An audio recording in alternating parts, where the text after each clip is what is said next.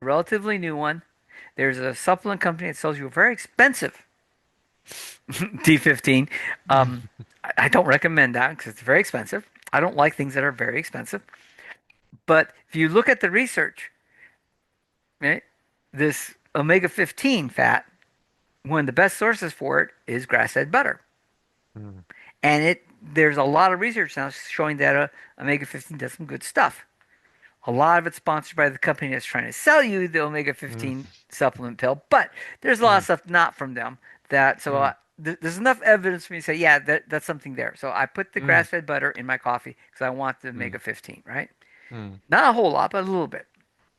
And then I put MCT oil in my mhm, coffee because that mhm, gives me my instant hit. MCT oil is the only fat.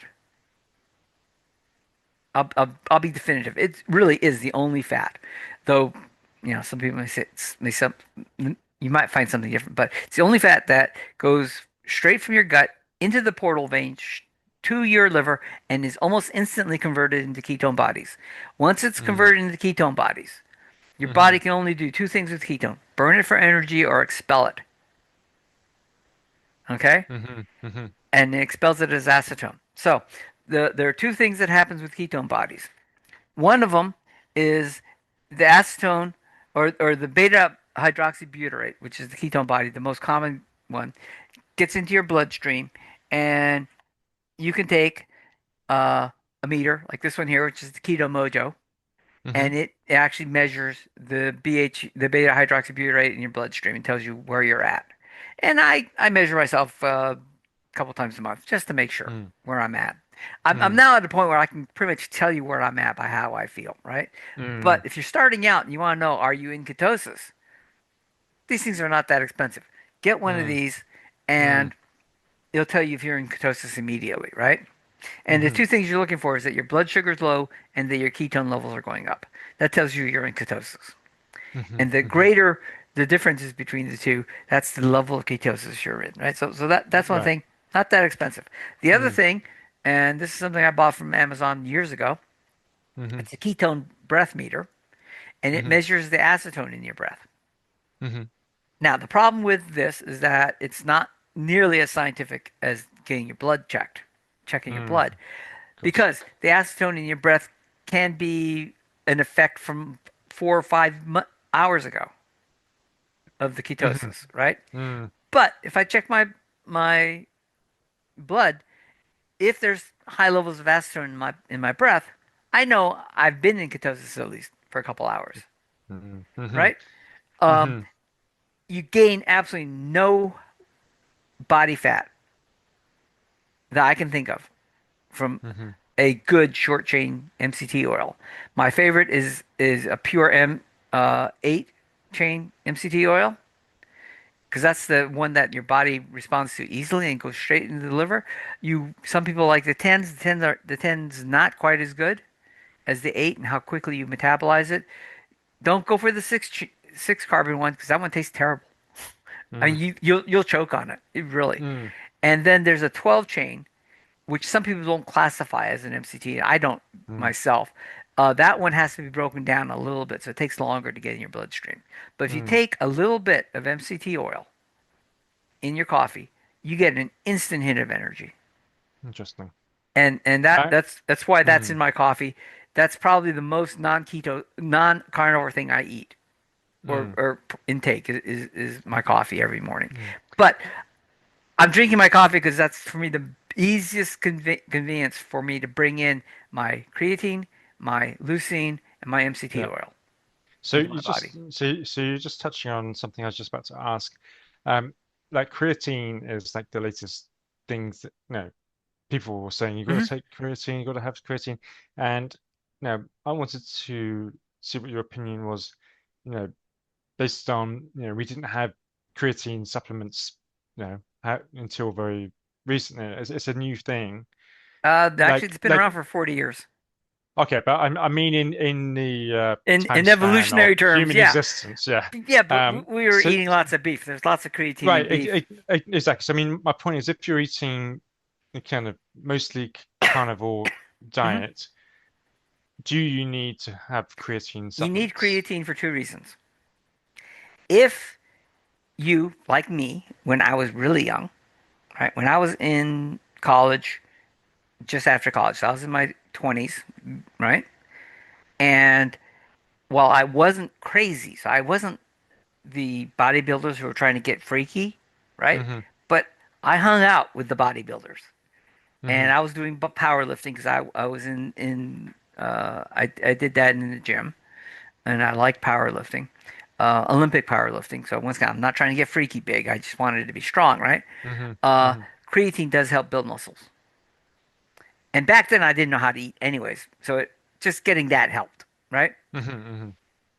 So if you're into powerlifting, bodybuilding, stuff like that, you need to take extra creatine because you need something to build the muscle build on. Okay? Yeah. The other reason you need creatine is if you're over 60 years old and your body's starting to not process protein as well as it used to. So Mm-hmm. right now, uh, being over 60, um, the protein I eat, I probably only get 70% of the Mm-hmm. value from that protein anymore. Mm-hmm. Mm-hmm. My body spends more time just trying to break it down, and it just doesn't get it. When you get into your 70s, it goes down a little bit more. By the time you're Mm-hmm. 80, it goes down a little bit more, right? That's just, that's just an aging function. Mm-hmm. Mm-hmm. So, Interesting. since I don't want to lose lean body mass, Mm-hmm. right? I take creatine because that helps keep the muscles going, and it has been proven to help brain function. Mm-hmm. And once again, that also has a tendency, though I think it's because of diet more than anything else, to start going down as you get over 60. Mm-hmm. But then I take leucine. And once again, leucine is the amino acid that is guaranteed. If you don't get enough leucine in a meal with the protein, it Mm-hmm. doesn't stimulate mTOR in the muscle cells, which is the signal that tells the muscles to build or to at Mm-hmm. least maintain. Mm-hmm. And so if you're trying to maintain lean muscle mass or build lean muscle mass, and you're over 60, uh, or if you've been eating a crappy diet and you're like over 50, but over 60, uh, Mm-hmm. you need to get enough leucine along with all the other proteins and all the minerals and everything else you need, but you need enough leucine to get over that threshold that forces your muscles to release mTOR, Mm-hmm. which will force them into an anabolic state and build. Mm-hmm. Interesting. So So, so, very so targeted, very and targeted. like in that kind of category of working out, weightlifting, Hmm. building muscle, and that sort of stuff. Um, so when you are in a ketogenic state, um, so autophagy, like that is basically when cells are regenerating, right? Right. There's Autophagy, for people who don't know that, that's a term in Greek. It means self-eating. Mhm, And the doctor who got the who got the Nobel Prize for autophagy was about 10 years ago, I think. It wasn't that long when he mhm. actually proved that it does happen. And so what So happens? Yeah, yeah, so I mean, like, so my conversation about that is, if in a ketogenic state that's happening, is that also an ideal state to be in if you're trying to build muscle? Because if it's the growth hormone good question. just related to cell regeneration, or can it also be to kind of like rebuild um, Hmm. It's a muscle and very things like good that? question. Okay, so I actually have um, a series on autophagy I've got sitting that I'm trying to figure out when I want to release it. The problem is it's very technical, much Hmm. more technical than anything else I've put out so far, okay, on YouTube.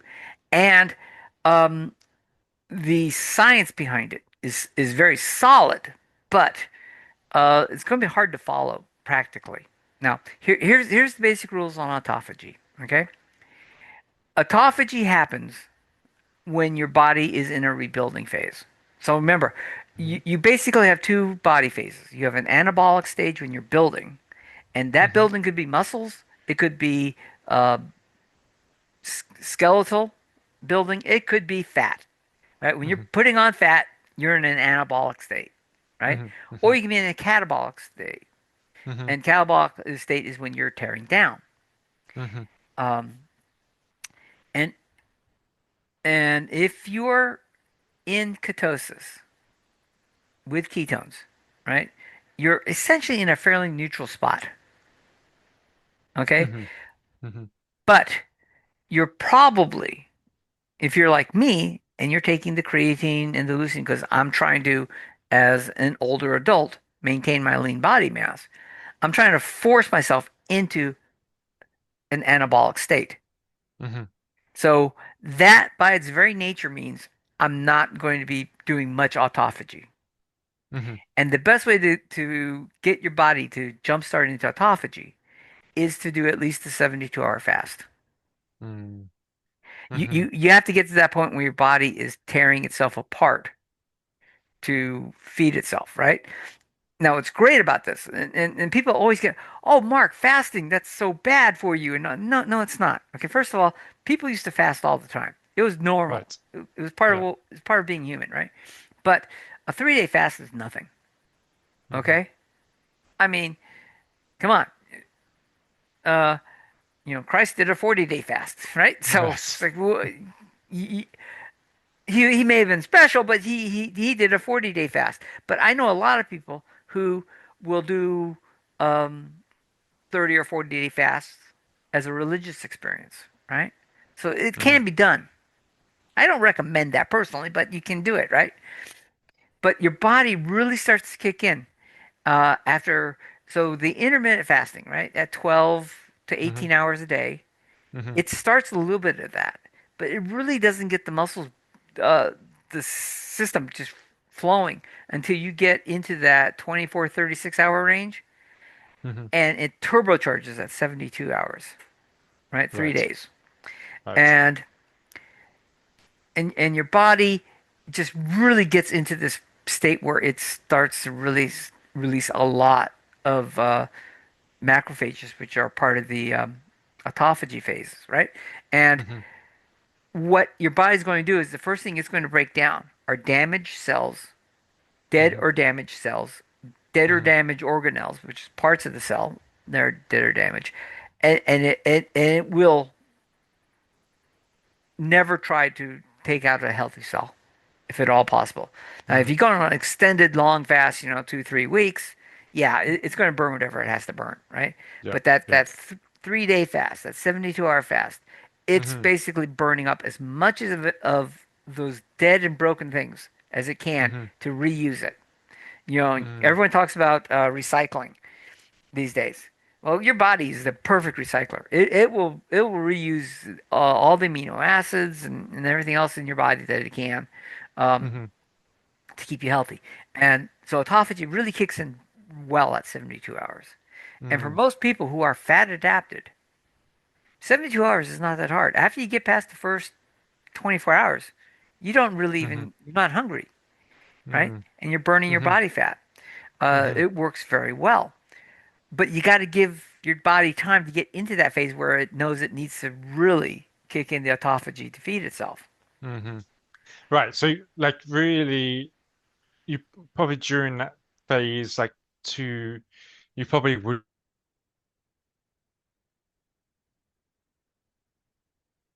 just like Oh, exercise, like just because in case that makes you hungry, and well, you, then you, you or can do you not think? exercise. I wouldn't necessarily keep up a bodybuilding routine during Hmm. that Right. fast, Hmm. but you'd be surprised. You can do that. The issue is because exercise by itself, unless it's really hard exercise, is not anabolic in its own right. Okay, and Hmm. it actually does foster. I mean, one of the things, if you really want to do it, if you really want to get autophagy working in your body, is do exercise. Do Hmm. push yourself a little bit, right? And that because your body, to rebuild the muscle that you're working hard, will use autophagy for that. Um, Hmm. so you want to do that, but uh, if you're trying to build muscle, you don't want to be tearing it down at the same time. So there Right. there is something to be said for doing things in phases or in cycles.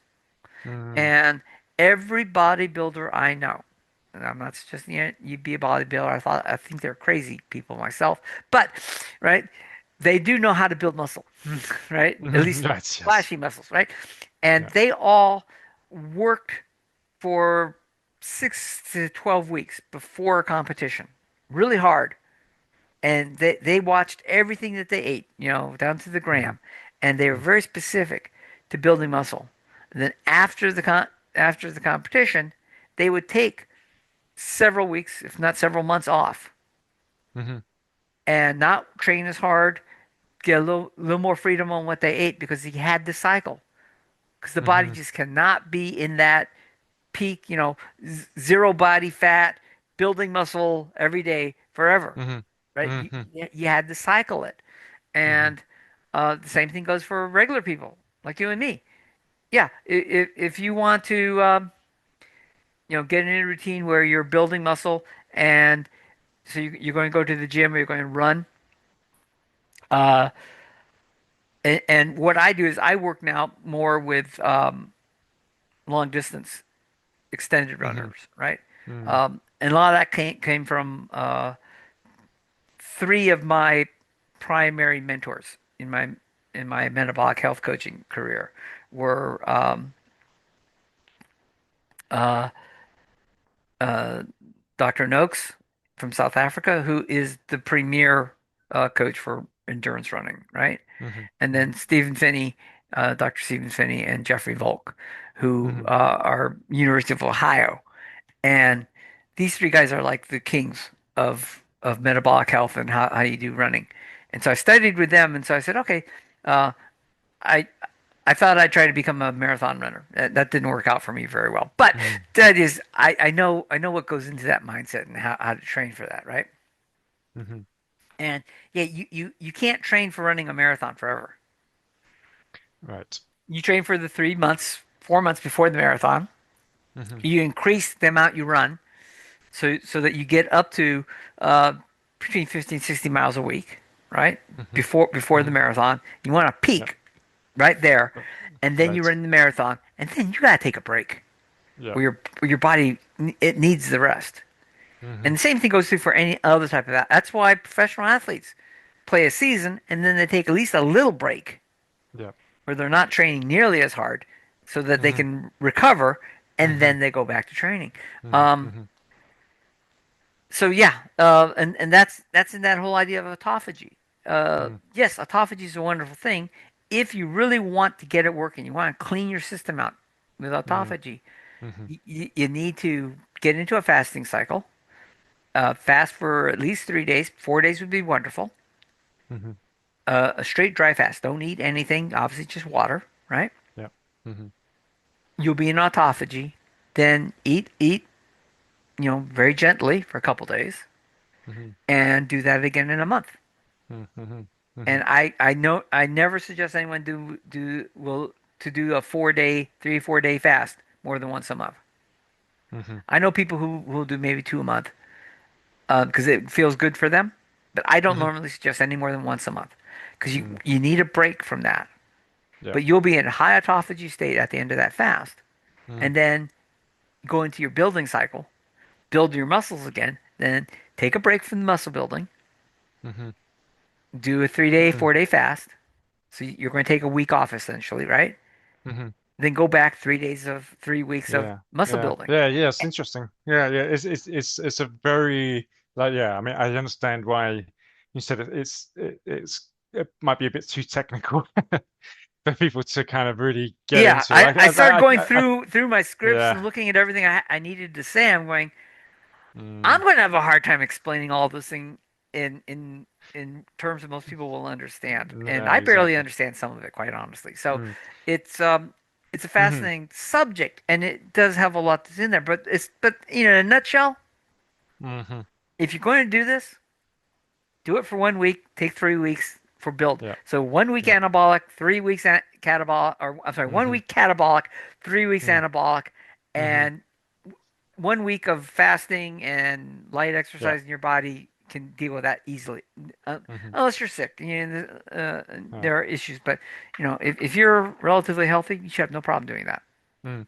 Okay, let's just take a few minutes, just take a Hmm. break, and then because the last question I know this is gonna we're gonna dig into it. It's about calories and why Sure, we of course. using calories. So I'm just gonna just go to the bathroom and just Yeah, grab a drink, and I'll be right go right back. ahead. Well,